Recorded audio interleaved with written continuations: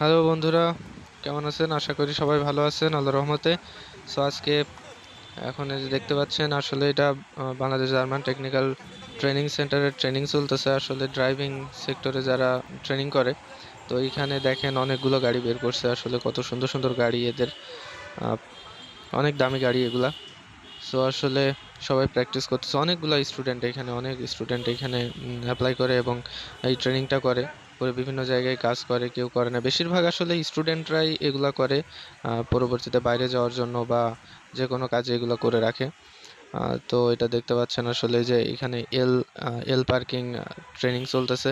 তো এটা দিয়েই পরীক্ষা হয় আসলে বিআরটিএ তে, এই জন্য এইটা দিয়েই আসলে আমাদের শেখায়। তো এটা খুব সুন্দরভাবে পার্কিং করবে।